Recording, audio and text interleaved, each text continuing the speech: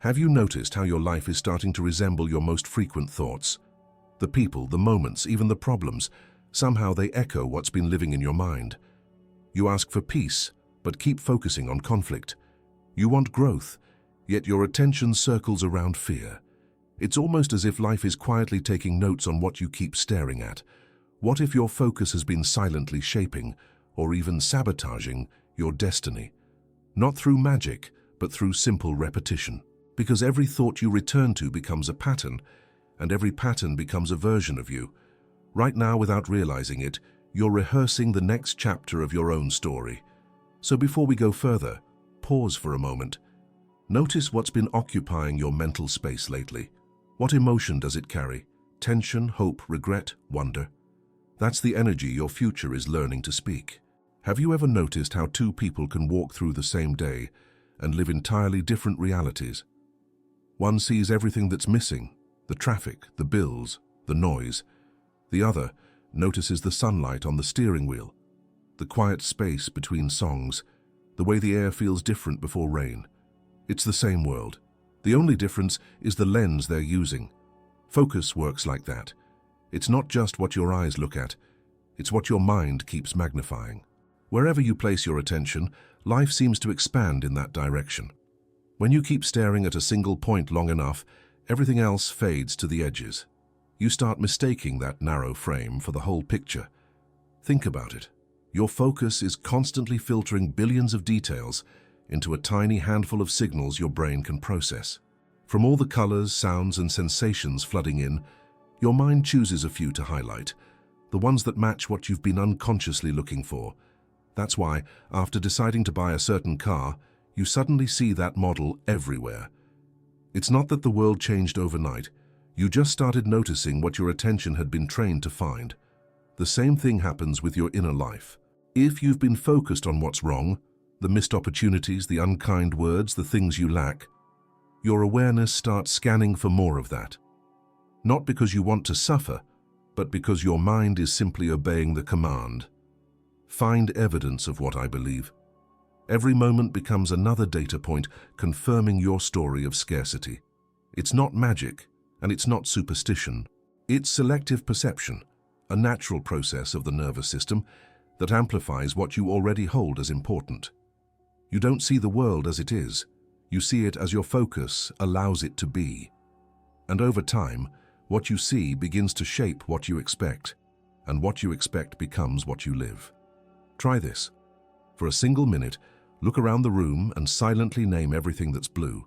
Curtains, shirts, reflections, screens. Then close your eyes and list everything red. Harder, isn't it? Because your focus wasn't tuned to red. It was filtering for blue. The rest was invisible even though it was right there in front of you. That's how the mind works every day. It magnifies the color you keep rehearsing. Now imagine if the color you've been rehearsing is fear, or disappointment, or the feeling that you never have enough time. Those thoughts act like blue objects in the room. Your mind starts scanning for them, building a landscape made entirely of them. Even when something good happens, it barely registers because it doesn't fit the focus pattern. When you live this way long enough, focus turns into a kind of gravity. It pulls similar experiences into your awareness and pushes everything else aside. You can be surrounded by kindness and still feel alone if your attention keeps magnifying the moments when people failed you. You can have progress unfolding quietly, but if your lens is zoomed in on what's not working, that's all you'll ever see. It's not that the other side doesn't exist, it's that your inner camera refuses to adjust. There's a small experiment you can do. For the next few hours, pick one quality you want to see more of: patience, generosity, peace, and make a simple mental note. I'm looking for signs of this. Don't force it. Just let your awareness wander as usual, but stay quietly curious. You'll begin to notice things that match that frequency. A calm conversation, a soft tone, a slower breath. The world didn't change, your lens did. This experiment reveals something subtle. Focus doesn't only magnify what you see, it multiplies it through emotion. When you focus on gratitude, even briefly, your body releases chemistry that opens your perception wider. When you focus on threat or lack, Your body tightens, preparing for defense. The more often you repeat one of these states, the easier it becomes to return there. Focus builds neurological paths like well-worn trails in a forest, so every moment of attention is also a form of training. You're teaching your brain what to consider home, and that's why certain moods, stories, or habits feel so automatic. They've been reinforced by focus for years. Your mind isn't your enemy. It's simply loyal to what you rehearse. Some people think changing focus means forcing positivity or pretending everything is fine. It's not that. Real focus is more like adjusting the aperture of a camera. You're not denying that the shadows exist. You're simply deciding how much light to let in. When you deliberately widen your awareness, the picture becomes more balanced. You start seeing both the challenge and the quiet support that surrounds it. Over time, this shift can change the entire architecture of your days. You start catching small moments before they spiral. The sigh before the argument, the thought before the judgment, the tension before the word escapes your mouth. You become a more skillful observer, less pulled around by every disturbance. Focus becomes a stabilizer, not a trap. And here's the quiet truth. Your focus is never neutral. It's either magnifying what drains you or what restores you. Every time you dwell on a thought, you feed it a little energy, a little space to grow. The more often you visit that mental place, the more it starts to look like home. So when you notice your day starting to blur into repetition, same frustrations, same reactions, that's not random. That's your lens repeating its own reflection. And the beautiful thing is, you can adjust it at any moment. Because while focus shapes your perception, it also reveals something deeper, what you believe deserves your attention. And in that belief lies the seed of who you're becoming. Now the real question starts to form. If focus magnifies, what happens when the thing you're feeding it with isn't harmless at all, when even your jokes or casual thoughts are taken literally by your brain? Have you ever said something like, "I'm such an idiot," after making a small mistake and brushed it off as a joke? You laugh, others laugh, and the moment passes. But your brain doesn't laugh with you. It records the phrase, files it under truth, and quietly begins to build a pattern around it. That's because your brain isn't fluent in sarcasm. It only understands repetition and emotion. Whatever you feed it, especially with feeling, it believes. You might think words are just air, harmless when said lightly, but each phrase you repeat creates a subtle trail in the mind, like footsteps in sand. The more often you walk that path, the deeper it becomes. Eventually, the path turns into a road, and the road starts guiding your behavior. You don't even notice it happening. You just start living as if the words were true. Science has a quiet way of confirming this.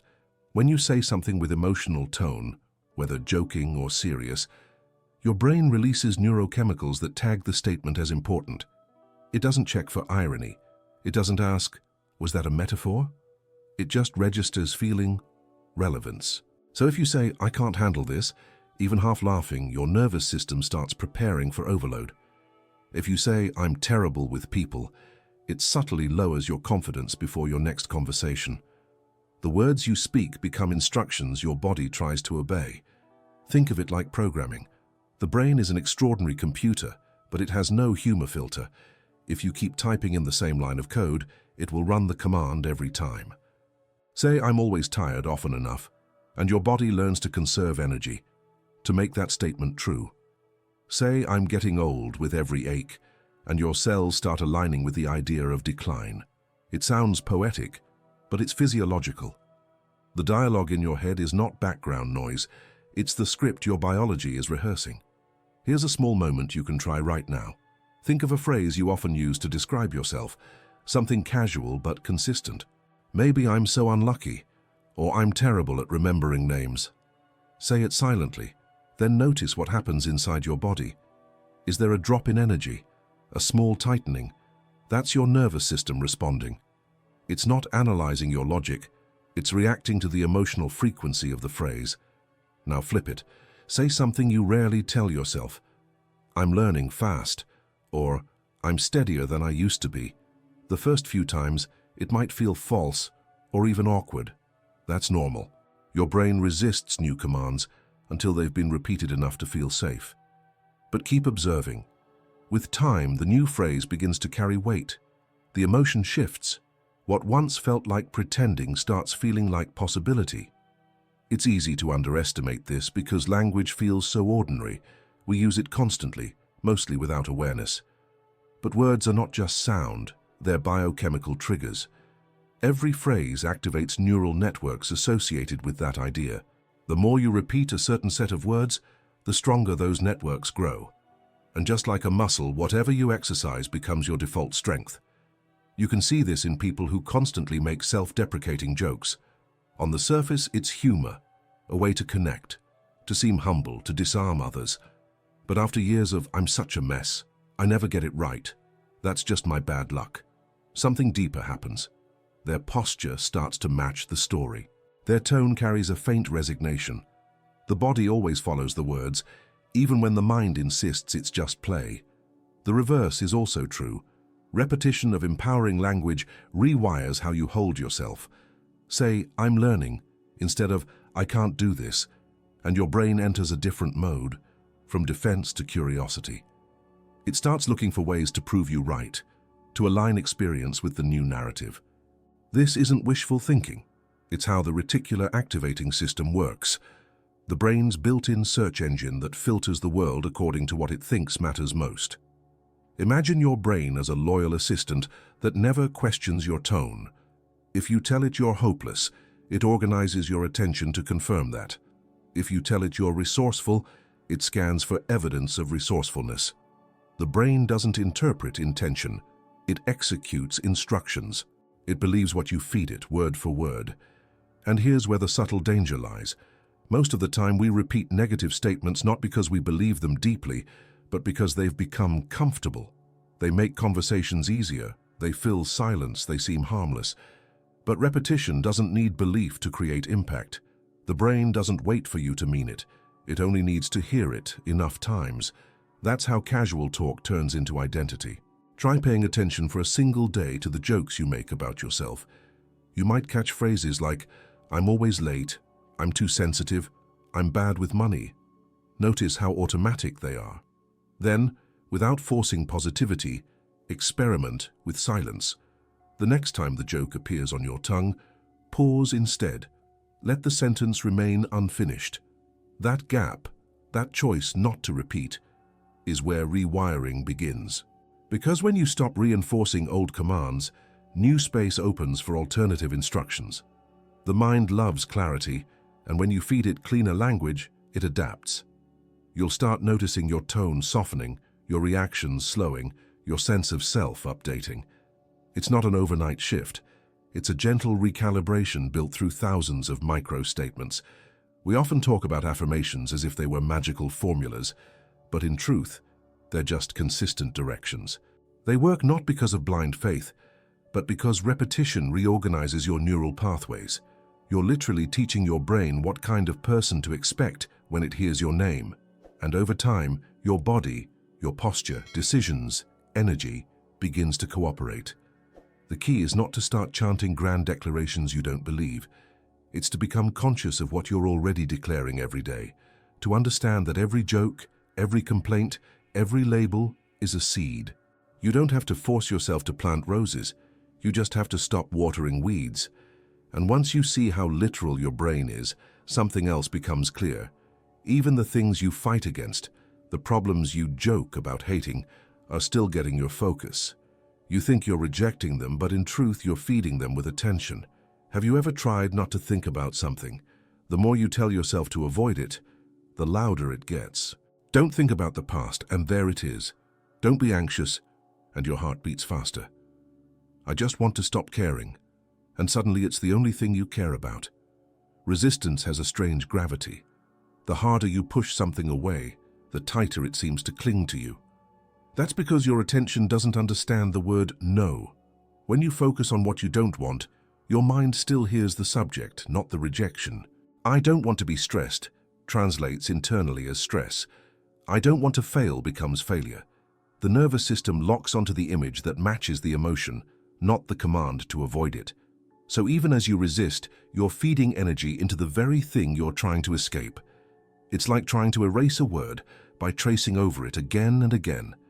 The effort deepens the imprint instead of removing it. You think you're undoing it, but all you're doing is engraving it deeper into your awareness. There's a well-known psychological phenomenon called the ironic process. The more you consciously try to suppress a thought, the more active it becomes in your subconscious. The classic example, if I say don't think of a white bear, your brain instantly forms the image. You can distract yourself for a moment, but the bear lingers somewhere in the back of your mind, waiting for the smallest cue to return. Resistance operates by that same paradox. What we fight internally doesn't dissolve. It hides in the folds of our focus, sustained by the attention we keep giving it. Think about how this plays out emotionally. When you decide you must stop feeling angry, every flicker of irritation becomes proof that you're failing. You start monitoring yourself, replaying moments, checking whether the anger is still there. And with every check, it revives. The intention to release it ends up maintaining it. What you resist, you rehearse. The same goes for memories you want to forget. You revisit them to get over them, to find closure, but each revisit reactivates the same neural pathway, keeping the story alive. You can't heal something by staring at it in judgment. Healing begins when observation replaces resistance, when you can see the feeling or memory without labeling it as enemy or failure. Try this for a few seconds. Bring to mind something that's been bothering you, a pattern, a person, a memory. Notice how fast your body reacts. The chest tightens, the stomach contracts, the breath shortens. Now, instead of fighting it, let yourself feel the physical sensations without naming them. Not the story, just the raw energy. It might hum, pulse, or shift. Watch it like weather. That quiet watching is not resistance, and it's release. Because when you stop trying to push a storm away, it spends itself naturally. Resistance is often disguised as control. You tell yourself, if I just analyze this one more time, maybe I'll solve it. But the constant analysis is part of the problem. It keeps the situation emotionally alive, looping through the same channels. The mind believes it's protecting you by staying alert, but in reality, it's keeping the danger on screen. You can't move forward while staring at the same frame. There's another layer here that's even subtler. Resistance doesn't only preserve pain, it reinforces identity. If you've spent years fighting insecurity, the one who struggles with insecurity becomes a role you unconsciously play. You don't want the feeling, but you're attached to the familiar rhythm of resisting it. Without realizing it, the tension becomes part of how you recognize yourself. Letting go can feel disorienting because you've built so much of your internal dialogue around that fight. You can see this pattern everywhere, in relationships, in habits, in beliefs. The person who's determined to stop being like their parents often ends up repeating the same reactions, just inverted. The one who swears never to be controlled ends up controlled by the fear of it. The energy of resistance keeps the focus locked, and focus always magnifies. There's a small practice that can begin to unwind this loop. When you catch yourself resisting, tightening, rejecting, tensing, ask quietly, what am I trying not to feel right now? Don't answer with words right away. Let your body speak first. Maybe there's a weight in the throat or heat behind the eyes. Stay with that sensation without making it wrong. Within a few breaths, the charge begins to change shape. What you allow to be felt fully starts to lose its grip. This doesn't mean you should surrender to everything that hurts or stop setting boundaries. It means noticing when resistance becomes fixation, when your refusal becomes a form of attention. Sometimes, releasing doesn't mean agreeing with something. It just means no longer feeding it energy through constant mental rehearsal. Think of resistance as a kind of static on a radio. The more you fight the noise, the louder it seems. But if you adjust the dial gently, shift your attention instead of struggling with it, the signal clears. You begin to tune into something else entirely, something beyond the noise. You might be surprised to realize that beneath every resisted emotion, there's often a message waiting. Anger can hide grief, fear can hide desire, shame can hide longing for connection. When you stop pushing the feeling away, the message underneath can finally surface. That's the hidden gift of what you once thought you had to avoid. There's a certain calm that comes from understanding this. You realize you don't have to fix every thought that passes through you. You just have to stop wrestling with them. Let them come and go like waves, and your focus, that powerful magnifying lens, will naturally shift toward what's stable instead of what's chaotic. And that shift matters because the moment you stop resisting, your energy becomes available again. You're no longer split between running from something and trying to create something new. That freed attention becomes clarity, the same clarity that begins to shape how your inner world builds your outer one. Most people spend their lives trying to rearrange the outside, hoping the inside will follow. They chase the next achievement, the next partner, the next city, believing that once something out there changes, peace will finally arrive. But it never lasts, does it? The new house feels smaller after a few months. The perfect job turns ordinary. The relationship starts echoing old arguments. The pattern repeats because the environment outside isn't the real cause. It's a mirror. What you carry inside is what the world eventually reflects back. It's not mystical. It's physics and perception. Your nervous system constantly filters the outside world through your internal state. When your inner world is tense, even neutral moments can feel like threats. When it's open and calm, even chaos feels manageable. The outer world doesn't create your emotional landscape. It responds to it. You see what your internal chemistry allows you to see. Imagine two people walking down the same street. One has just received terrible news, the other a piece of good fortune. They pass the same faces, the same sounds, the same weather, yet they inhabit different universes. The street hasn't changed, their inner atmosphere has, and that inner climate colors everything: a tone, interpretation, decision. That's the invisible filter through which we build our lives. You can sense this in small ways every day. When you wake up frustrated, even a friendly text can sound demanding. When you wake up peaceful, that same message feels warm. It's not the words that changed. It's your field of reception. Your inner world sets the frequency, and everything you encounter begins to resonate with it. Think of yourself as both transmitter and receiver. Your thoughts and emotions send subtle signals into the space around you through tone, posture, presence. Others pick up on that signal unconsciously and respond accordingly. A calm person tends to calm others. An anxious one can spark anxiety in a room without saying a word. The world mirrors back the vibration you bring to it, amplifying it in ways you often can't predict. This is why external change rarely lasts when the internal environment remains the same. You can move to a new city, but if you bring the same restless mind, the same stories about being stuck or unseen, the same reactive habits, they'll rebuild themselves around you like invisible architecture. You'll meet different faces playing familiar roles. You'll keep having the same conversations under new roofs.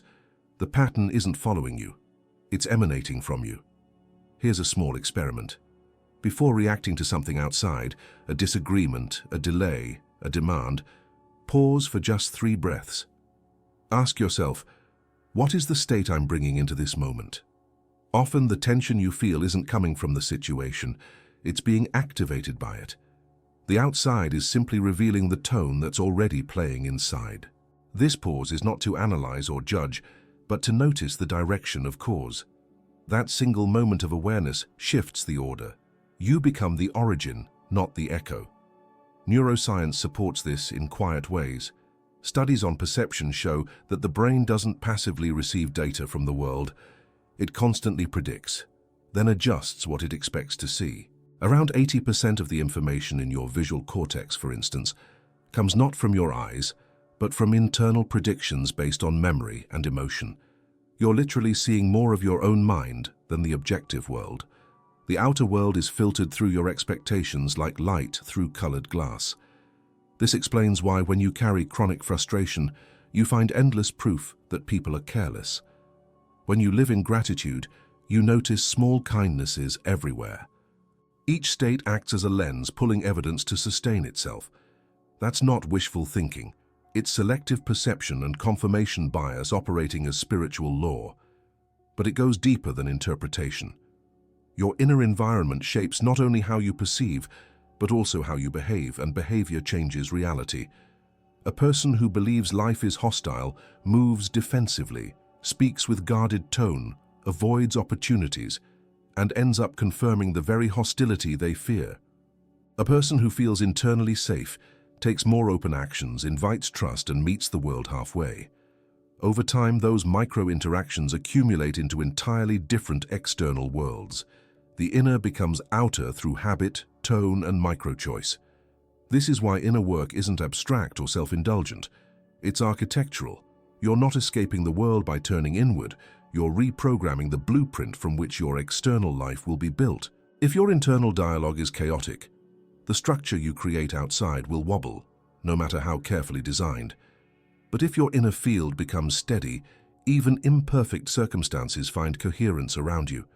There's a natural intelligence in this process. The outer world keeps showing you what your inner world is ready to heal. Every frustration, every repeated problem is like a mirror held up to your state of being. When you notice the same conflict appearing in different places, it's life trying to point you inward. Something here is asking to be reorganized. Most people keep rearranging the mirror instead of adjusting the face in front of it. So the real work is subtle. Learning to observe your internal weather before you act. Is the storm outside really about the storm, or about how you're standing in the rain? The shift begins when you stop asking, "Why is this happening to me?" and start asking, "What is this reflecting in me?" That question alone reclaims your creative power. You can start small. When the outer world feels hostile, don't rush to fix it. Turn inward and soften one thing. Maybe your breath, maybe your shoulders, maybe your tone. Watch how the outer response begins to shift almost instantly. The meeting feels easier. The tension fades faster. The world rearranges itself around the new tone you're broadcasting. It's subtle, but unmistakable. That's how influence really works, not through control, but coherence. The state you hold inside sets a rhythm that the outer world unconsciously synchronizes with. This is why the calmest person in the room often becomes the quiet leader without trying. Their inner steadiness organizes the surrounding field. And once you begin to sense that connection, the direct thread between inner vibration and outer reflection, another realization follows. Those repeated fixations, those little thoughts and emotions you indulge day after day, aren't harmless background noise. They're the seeds of identity, already shaping how the world meets you. It usually begins with something small, a passing frustration, a thought you repeat just to vent, a feeling you think you'll shake off by tomorrow. "I can't stand when people do that. I'm always the one who fixes everything. Nothing ever goes smoothly for me." These seem harmless, like background noise in your inner dialogue, but repetition gives them weight. The more often you say or think them, the more familiar they feel. And before long, they stop being passing thoughts and start becoming descriptions of who you are. A fixation begins as focus, then slowly crystallizes into identity. You don't notice the moment it happens. It's quiet, gradual, almost invisible. A sentence you once used in frustration becomes a label. "I'm always anxious." "I'm terrible at planning." "I don't trust easily." These phrases feel like truth, but they're really grooves, mental pathways reinforced by repetition until they sound like your own voice. The mind craves stability, and identity provides it. Even when the identity is painful, it gives the brain something to predict, something to defend. That's why letting go of old stories feels uncomfortable. You might not want to be the worrier, or the one who never gets chosen, but part of you knows how to live inside that story. It's familiar terrain. The unknown, even when it promises freedom, can feel threatening to the part of you that equates repetition with safety. Think of it like clay that hardens each time you touch it with the same emotion. Every thought, every small fixation leaves an imprint. The longer you keep pressing the same spot, the more solid it becomes. At first you shape it, later it shapes you. You start adjusting your choices, tone, even your posture to fit that hardened form. The fixation has turned into a structure, and that structure begins making decisions for you. This is why small patterns matter so much. They don't just express what you feel, they train what you believe. Every time you replay an argument in your head, you strengthen the belief that you're misunderstood. Every time you tell the story of how someone wronged you, you feed the identity of the wronged one. These aren't moral failures, they're mechanical. The brain is designed to wire together what fires together. repetition equals reality in its logic. You can see this in simple, everyday ways. The person who spends months complaining about their lack of time starts seeing themselves as the busy one. Soon, even free moments feel rushed, as if slowness itself is foreign. Someone who repeats, "I'm always unlucky," stops noticing when things go right. Their attention, trained by fixation, skips over ease and hunts for friction. The fixation isn't just shaping perception anymore, it's steering experience. The process is subtle, almost poetic. What you focus on becomes a story. What you repeat becomes a role. What you defend becomes a personality. And by the time you recognize the pattern, it can feel like you'd need to reinvent your whole self to escape it. But you don't need to destroy the old identity to grow beyond it. You only need to stop feeding it. Like a fire without oxygen, fixation fades when it's no longer reinforced. Try this quiet observation. Recall something you've been mentally circling, maybe a regret, an irritation, a fear. Notice how familiar it feels to think about it. There's a strange comfort in revisiting it, even though it drains you. Now ask, who am I when I'm not thinking about this? The silence that follows might feel awkward, but that's where your unconditioned self waits, the part of you not defined by repetition. This question doesn't erase the fixation immediately, but it loosens its grip. It reminds your brain that identity is not a fact, it's a pattern of focus, and patterns can be updated. Each time you catch yourself rehearsing the same complaint or insecurity, you have a split-second chance to step outside it, to observe instead of participate. That's how fixation turns back into simple thought, something that passes through instead of defining you. There's a moment in almost every transformation when you realize that what you've been fighting isn't external at all. It's the story you've been defending. You might think you're protecting yourself from pain, but often you're protecting the structure that grew around that pain. The identity gives you continuity. This is who I am. But continuity isn't always truth. Sometimes it's just repetition disguised as stability. You can start noticing how these identities show up in language. The words always, never. I'm just the kind of person who are usually signs of fixation. They point to places where you've stopped being curious. Instead of observing your experience, you've started narrating it as destiny. The shift back to freedom is simply to become curious again, to ask, is that still true? Or, who taught me to say that about myself? This doesn't mean rejecting everything familiar or erasing your history. It means holding your identity lightly, like something alive instead of carved in stone. When you see yourself as a process rather than a product, you stop needing to defend the old versions. You can grow without losing yourself, because the self isn't a thing. It's a tension in motion. It takes patience to unwind what's been repeated for years. At first, you'll still hear the old inner voice announcing its familiar lines. Here I go again. This always happens to me. But over time, with gentle awareness, those lines lose authority. You start catching them mid-sentence, realizing they're optional. The energy that once fueled the fixation becomes available for something else: curiosity, creativity, presence. And that's where the deeper shift begins. Because once you realize identity is built from repetition, you start paying attention to what you're repeating now, the thoughts, the phrases, the emotions you feed daily. You see how even small ideas, when rehearsed often enough, move from imagination to embodiment. They begin to live in your gestures, your choices, your tone of voice. What you repeat, you eventually become, whether it's a limiting belief or a new strength waiting to be practiced. Repetition is a kind of rehearsal, not just for memory, but for identity. Whatever you say, think, or imagine, again and again, begins to take root inside you. It doesn't matter if it's objectively true or not. The body doesn't wait for evidence. It listens to rhythm, tone, and frequency. If a phrase shows up often enough, the body starts to behave as if it's real. That's how beliefs are formed, not through logic, but through repetition soaked in emotion. Tell yourself you're unlucky often enough, and your nervous system starts scanning the world for proof. Tell yourself you're resilient, and that same system will start collecting evidence of your strength. The mind becomes a builder, and repetition is the hammer it uses. It's not about pretending or forcing positivity. It's about understanding that what you repeat, you begin to embody through posture, tone, decision, and chemistry. Every time you tell a story about yourself, even silently, your body reacts. Your muscles adjust, your breath changes, your hormones respond. You become a living echo of your inner dialogue. Think of the phrases that shape your day. I'm so behind. I can't do this.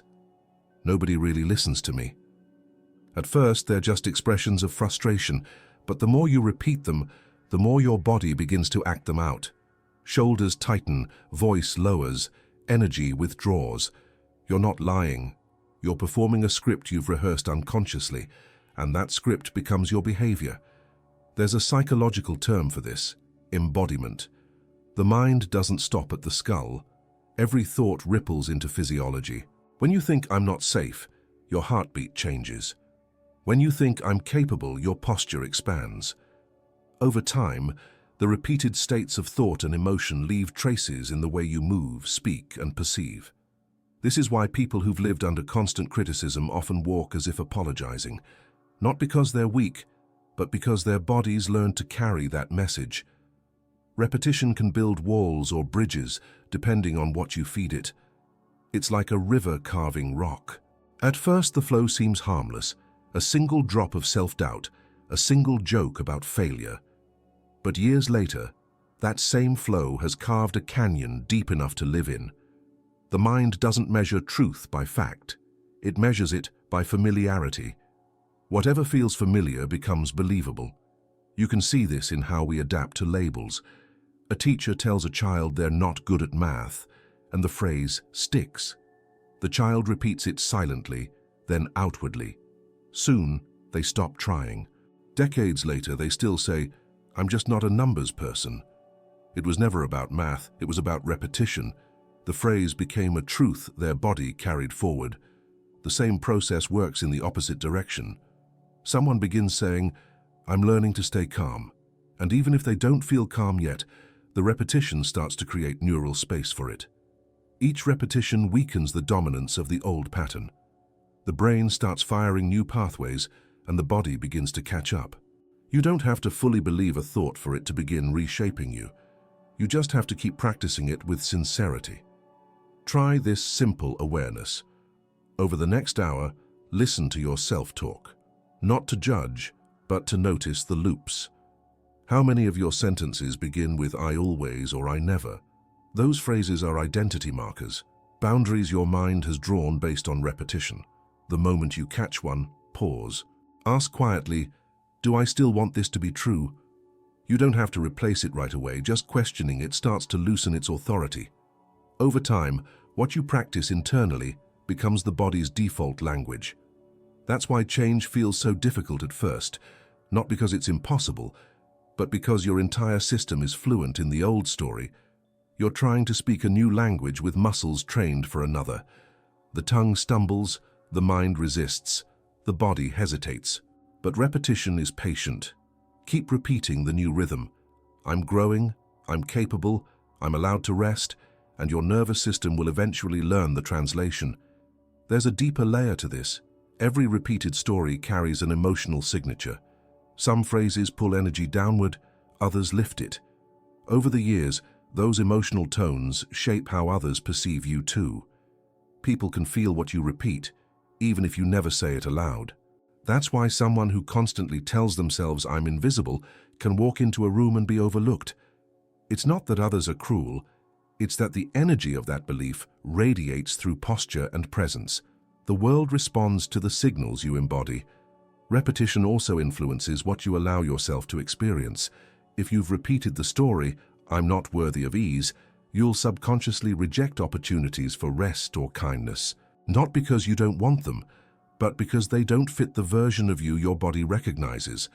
The familiar feels safe, even when it's painful, so the repetition protects the pain as proof of continuity. But the same mechanism that traps you can free you. The brain can't tell the difference between a vividly imagined experience and a real one. It only reacts to repetition. That means you can begin practicing new inner scripts, even before you fully believe them. The practice itself is what builds belief. Whisper to yourself daily, "I'm learning to trust myself," and that sentence begins to lay new tracks in your mind. The first few times it may feel mechanical, even false, but keep going. Repetition, once again, will make it feel true, this time in a direction that expands rather than confines you. It helps to remember that embodiment is not instant, it's cumulative. The old identity you carry was built over years of repeated thoughts. You don't dismantle it overnight, but each small redirection matters. Every time you interrupt a negative loop or introduce a new statement, you're teaching your brain to wire toward possibility instead of protection. And as this new rhythm settles in, you start to notice something subtle. The stories you tell yourself aren't just shaping how you feel, they're shaping what you attract. Because the body that believes I'm capable moves differently, speaks differently, meets the world differently, and in that difference, the outer experience begins to shift too. Soon you start to see that some repetitions have their own gravity. The ones built around pain, chaos, or injustice can feel strangely addictive, as if the body itself craves the chemistry they bring. Some people live surrounded by calm, yet feel uneasy when life gets too quiet. They check the news for another disaster, scroll through arguments online, or replay old conflicts in their heads. The peace they say they want feels almost unbearable. There's a reason for that. Certain kinds of focus, especially on pain, injustice, and chaos, can become addictive. The mind learns to feed on what once hurt it, because in some strange way, it provides a sense of aliveness. Pain produces chemistry. Every strong emotion releases neurochemicals that the brain comes to recognize as familiar. Anger, outrage, grief, self-pity, they all create intense sensations, floods of hormones that light up the nervous system. Over time, your body starts expecting that level of stimulation. When things calm down, a subtle withdrawal begins. You might even feel restless or empty, as if something's missing. It's not the drama itself you're craving, it's the chemical spike that came with it. This is why people often find themselves returning to the same emotional loops even when they know better. The mind says, "I want peace," but the body whispers, "Give me something that feels like intensity." You can leave the situation, block the person, move cities, yet the inner habit remains. The focus keeps scanning for new sources of friction, new stories to justify the familiar adrenaline rush. It's easy to mistake this for passion or depth. You tell yourself you just care deeply, that you can't ignore what's wrong with the world. And of course, awareness of injustice is important, but awareness is not the same as fixation. One empowers, the other drains. When your focus stays glued to outrage long after the moment has passed, it's not awareness anymore. It's dependence. The emotion has become a stimulant you unconsciously need to feel alive. You can notice it in your own body. Think about the last time you felt triggered by someone's comment or a piece of news. There's that instant rush, heartbeat rising, breath shortening, energy sparking. It feels like purpose, but it's actually survival mode. The brain reads intensity as significance. The stronger the feeling, the more attention it demands. The more attention it gets, the stronger it grows. And so the cycle continues, emotion feeding focus, focus feeding emotion. Pain-based focus has another strange effect. It builds identity. The person who's always fighting, always on guard, begins to see the world through the lens of battle. Even when no one's attacking, they brace for conflict. The person who's always highlighting injustice starts expecting betrayal in every exchange. The one who lives in chaos begins to feel numb without crisis. The body becomes trained to associate safety with danger. Peace feels foreign, even suspicious. You can't break this cycle by shame or force. Addiction to emotional intensity isn't a moral flaw, it's conditioning. The nervous system got used to a certain rhythm, and now it calls that rhythm normal. To shift it, you first have to notice it, to see how often your focus gravitates toward the heavy and the dramatic. Watch what you reach for when silence arrives. Do you instantly fill it with noise, news, or old grievances? That impulse is information. It shows you what your body is accustomed to feeling. The first step isn't to stop feeling pain or outrage, it's to change your relationship with them. Instead of feeding the cycle by reacting, try observing. When the next wave of injustice or drama hits, Notice your physical response. Where does the charge land? Is it heat in your chest, tightness in your gut, a flush in your face? Breathe into that sensation as if you're meeting it for the first time. Don't chase it. Don't suppress it. Just feel it without adding story. When you give sensation presence instead of attention, the loop begins to lose power. You'll discover something surprising. Beneath the rush, there's usually exhaustion. What felt like energy is often depletion masked as aliveness. Constant focus on chaos drains your reserves, even while tricking you into thinking you're engaged. When you finally let go, peace doesn't arrive as bliss. It arrives as fatigue. That's when the real work starts. Learning to live without needing constant emotional noise to feel real. It's not about disengaging from the world or pretending things don't matter. It's about learning to respond without becoming consumed. You can care without collapsing into the feeling. You can notice injustice without letting it colonize your nervous system. The strength you're looking for doesn't come from constant outrage. It comes from grounded presence, from the ability to stay open without being hijacked. The same pattern shows up in personal life. Some people get hooked on internal drama, the endless self-criticism, the overthinking, the emotional postmortems. It feels productive, like you're working on yourself, but really, you're circling the same emotional block, keeping it alive through focus. Healing becomes another form of fixation when you can't stop revisiting the wound. The body learns that suffering equals meaning. Letting go feels like losing purpose. This is where awareness becomes medicine. Start asking gently, what part of me benefits from this focus? Sometimes the answer is startling. Pain can offer certainty. Injustice gives you a clear enemy. Chaos makes you feel needed. When those emotions fade, there's emptiness. And in that emptiness, you meet yourself without the story. That's the part most people avoid. The silence after the storm can feel like a void, but it's actually the beginning of presence. When you start detaching from addictive focus, you may feel withdrawal, not just emotionally, but physically. The body will crave intensity. Don't panic.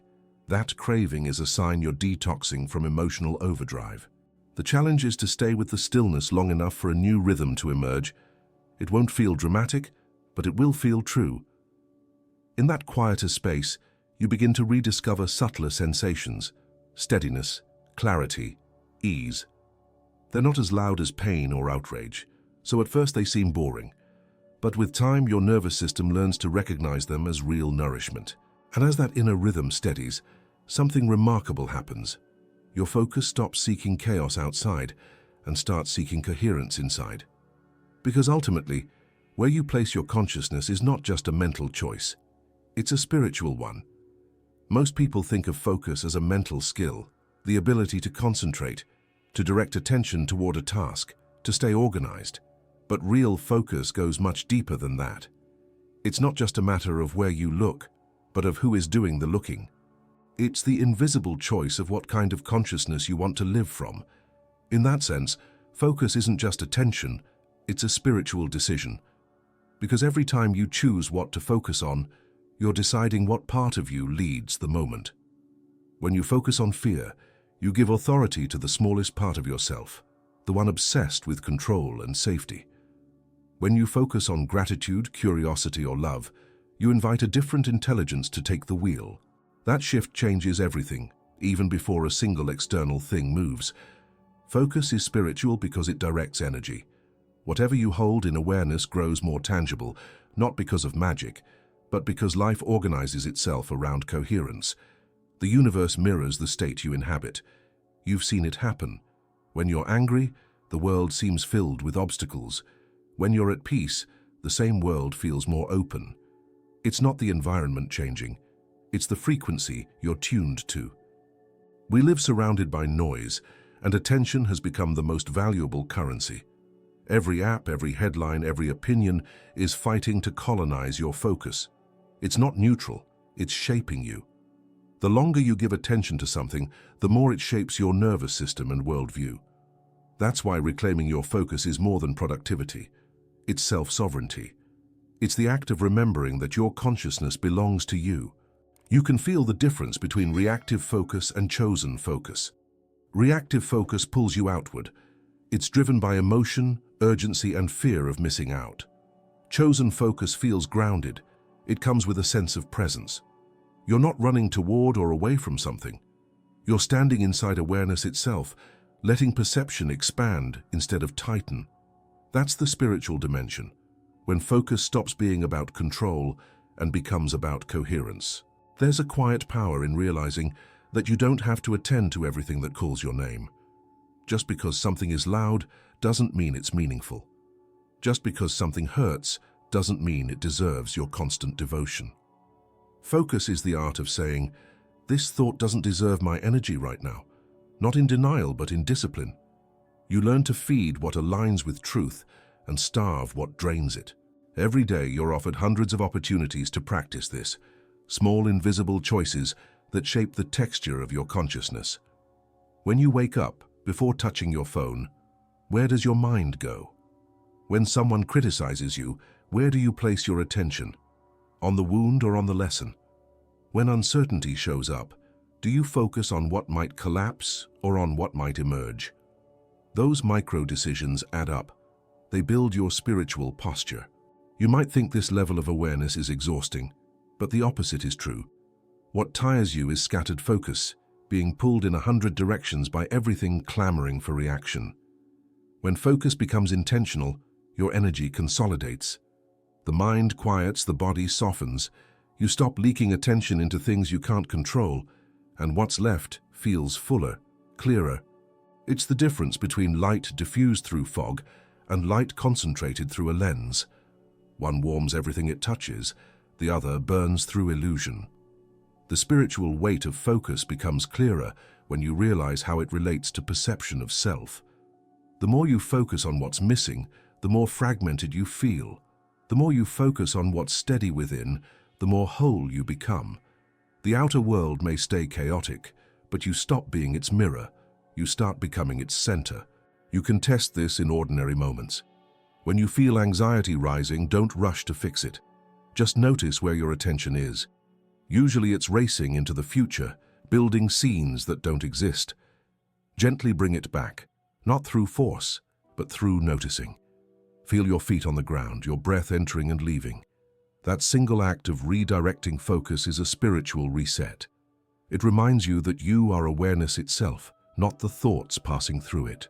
It's tempting to think of spirituality as something lofty, meditation, devotion, transcendence, but it's really just sustained clarity of focus, the ability to keep returning to what matters, moment after moment, no matter how many times you drift.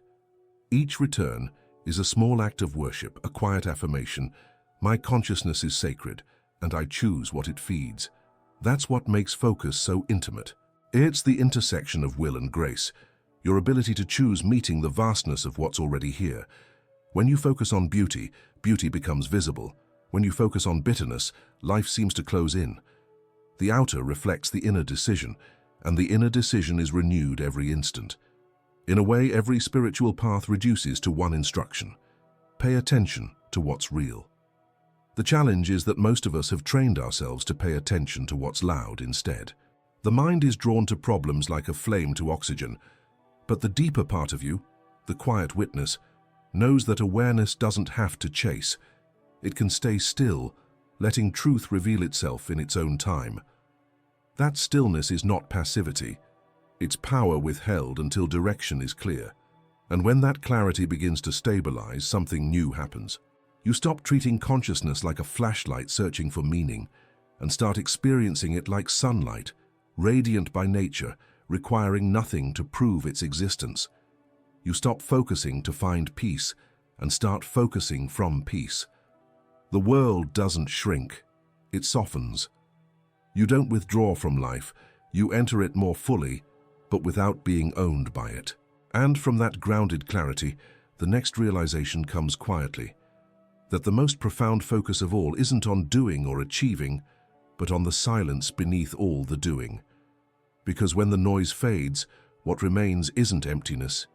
It's awareness itself, waiting to show you who you've always been. There comes a point when focus no longer means narrowing your vision, but widening it until everything unnecessary falls away. It's not about effort anymore, or discipline, or sharpening attention. It's about stillness, the kind that sits quietly beneath every thought, untouched by the noise of your mind. Inner silence isn't the absence of focus, it's the purest form of it. Most people think silence is something they have to create, a rare luxury you earn after the world stops demanding your attention. But silence isn't rare. It's always present, underneath the constant chatter.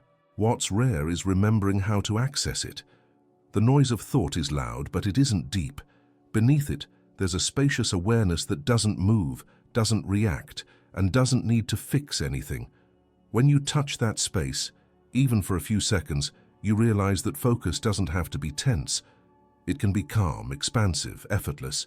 We're so conditioned to associate focus with strain, tightening the muscles, narrowing the eyes, blocking distractions. But silence works differently. It doesn't push away what's around you, it simply stops feeding it. The mind quiets because attention has stopped chasing. It's as if you've been standing in a storm for years and finally realized you could step back under the shelter that's been there all along. The storm keeps raging, but it no longer defines your weather. Inner silence isn't dull, it's incredibly alive. When you drop beneath the noise, senses sharpen. You hear the hum behind sound, feel the texture of breath, notice tiny movements of light. There's a precision in stillness that no amount of mental intensity can match. Because in silence, awareness stops fragmenting. It's not split between past and future, between what should be and what was. It just is. And from that state you perceive more, not less. Try noticing how your mind reacts when there's nothing to fix. That's when the restlessness starts to appear. Silence exposes what distraction hides, the nervous habit of needing to think in order to feel alive. But as you stay with that discomfort, something begins to shift. The thoughts keep surfacing, but they start losing their pull. They pass like clouds, while you remain as the sky. The awareness beneath them doesn't need to choose or control. It simply sees. That's why silence is the greatest focus there is, because it's not directed toward an object. It's not selective. It's inclusive. It holds everything without grasping at anything. The mind might call that emptiness, but it's actually fullness, consciousness untangled from story. And when you operate from that space, even your smallest actions start carrying more clarity. A simple breath feels complete. A single word lands differently. You stop reacting automatically and start responding from depth. You can sense this during quiet moments that seem meaningless on the surface. Waiting at a stoplight, washing dishes, sitting in traffic. These are invitations, small portals into inner silence. When you stop filling them with constant thinking, replaying conversations, solving imaginary problems, you discover that stillness isn't separate from ordinary life. It's woven through it, waiting for you to notice. There's a paradox in this. The more you practice silence, the less you do it. You begin to see that you don't have to silence the mind. You just have to stop engaging with it. The chatter fades not because you suppressed it, but because you stopped identifying with it. It's like background music that's been playing so long, you forgot you could turn your attention elsewhere. Once you do, the silence was never gone. It was just unnoticed. At first, inner silence can feel like nothing, especially to a mind addicted to noise. But if you stay with it, you start feeling something extraordinary, peace without reason. You're not calm because things are perfect. You're calm because you're no longer measuring reality against what should be. You're simply here, present, grounded in awareness that doesn't need validation. That's when focus becomes sacred. It's not about productivity or clarity, but presence itself. It's important to remember that silence doesn't mean withdrawal. You can be fully active, working, creating, conversing, and still be anchored in inner quiet. The silence isn't inaction, it's the background of all action. It's what allows you to move through chaos without becoming chaotic. In fact, the more grounded you are in inner stillness, the more effective your outer movement becomes.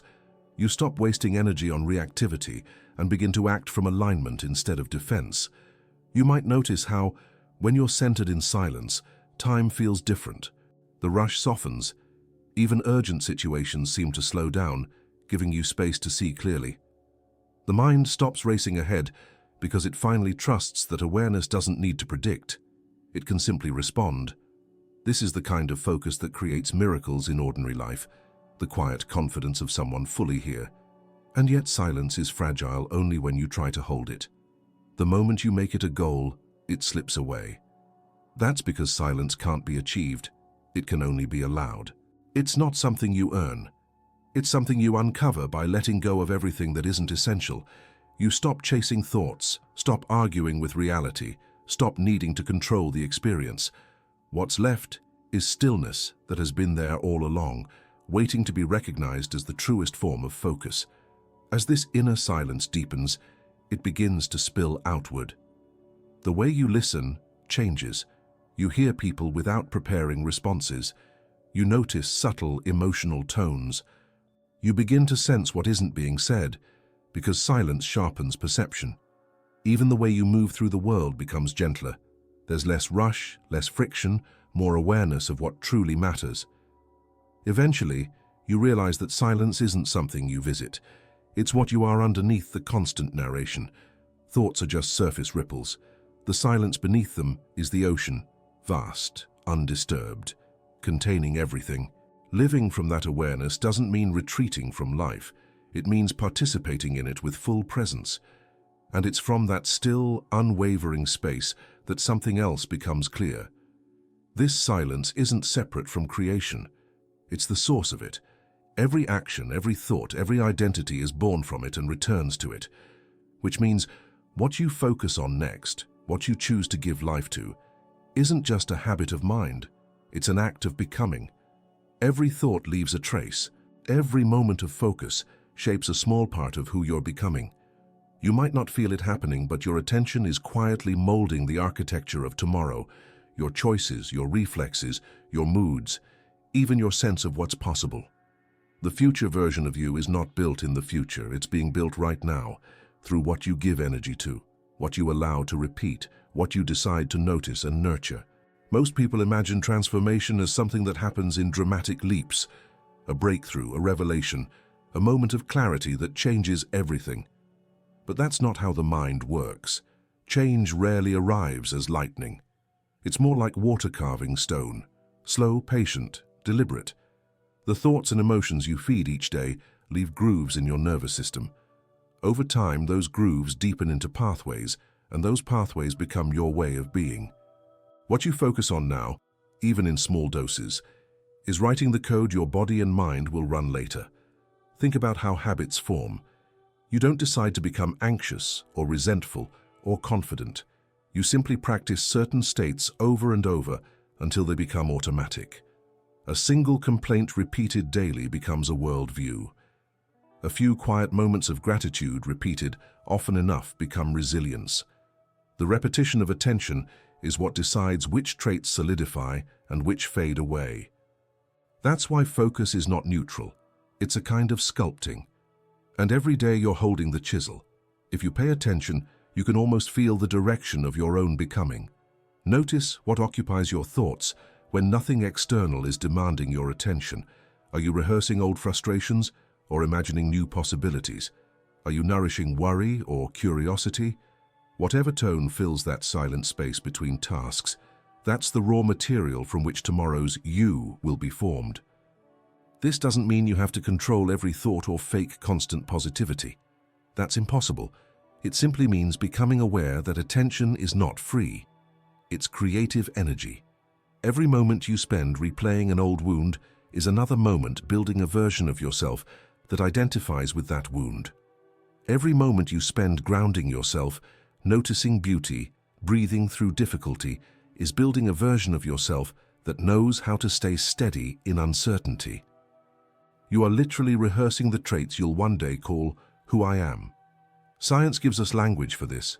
The brain's neuroplasticity means it rewires itself constantly according to what you repeat. Neurons that fire together wire together. That's how behavior, mood, and even perception are shaped. The stories you revisit most often strengthen specific networks. Focus on fear long enough, and your mind gets better at finding threats. Focus on gratitude long enough, and it becomes easier to notice gifts. The wiring doesn't ask whether what you repeat is true, only whether it's consistent. Consistency is what builds identity. Think of your focus as the light of a projector. Whatever you shine it on begins to take form, becomes the image on the screen of your life. If you keep replaying scenes of loss or injustice, that's the film that keeps running. If you start focusing on growth, compassion, and courage, those begin to color every new frame. The outer circumstances may not shift instantly, but your experience of them does. And that shift over time becomes the foundation for real change. You can sense this process in small human ways. When you focus on resentment, your posture changes. The shoulders close, the breath shortens. When you focus on possibility, even briefly, something opens. In your chest, in your tone, in the way you meet others. The body keeps score of focus. It remembers where attention has been living. That's why the work of focus is physical as much as mental. You can feel who you're becoming in how you breathe. Every single day offers micro opportunities to redirect the shaping process. When you wake up, your first thoughts set the tone for how your brain will filter experience. When you lie down at night, the stories you replay become tomorrow's emotional residue. Even in the middle of the day, when you catch yourself spiraling into worry, a single conscious breath can redirect the flow. These are small acts, almost invisible, but they are the real architecture of transformation. If you've been focusing on survival, on simply getting through the day, your future self will know how to endure, but maybe not how to expand. If you start focusing on small moments of presence, curiosity, and compassion, that future self will know how to create, not just cope. Every focused choice plants a seed, and the soil of the subconscious doesn't discriminate. It will grow whatever you plant, fear or faith, bitterness or peace. This is why paying attention to your internal dialogue matters. The words you whisper to yourself aren't background noise. They're blueprints. I can't do this. I always mess things up. No one understands me. Repeat those long enough and the body learns to obey. But switch even slightly. I'm learning. I'm finding a way. I'm open to help. And your chemistry, posture, and decisions begin to shift in real time. You start building a you that can handle life with a different level of coherence. The most liberating truth in all of this is that focus is renewable. You can change direction at any moment. You don't need a perfect past to build a different future. All it takes is awareness, the recognition that what you choose to notice over and over again is quietly assembling the structure of your life. That means every time you catch yourself returning to an old pattern and choose to pause, breathe, and look differently, you're already altering your trajectory. And once you start sensing that connection between what you focus on now and the person you're slowly becoming, something inside you grows quieter, more intentional. You stop chasing random thoughts and start treating attention like sacred ground. You begin to see that your future self isn't waiting for you somewhere ahead. It's forming inside you right now, through every choice of focus, every moment of awareness, every quiet decision about what deserves to live in your mind. And when you realize that, you start to understand that focus isn't just shaping your habits or your outcomes. It's shaping your entire spiritual biography. Every moment of attention is a sentence in the story of who you're becoming. Your focus is writing your spiritual biography, word by word, thought by thought, breath by breath. The world isn't shaping you as much as you are shaping it through what you choose to notice, to feed, to believe. So ask yourself gently, what kind of story do you want tomorrow to tell? One written in fear or one written in awareness and truth? The pen is already in your hand. It always has been. If you've made it this far, write this in the comments. I'm choosing my focus on purpose. It's a simple declaration, but it means you're awake to your own becoming. And if this message spoke to something real in you, stay with that feeling and watch one of the videos on the screen right now. It might be the next page in the story you're ready to live.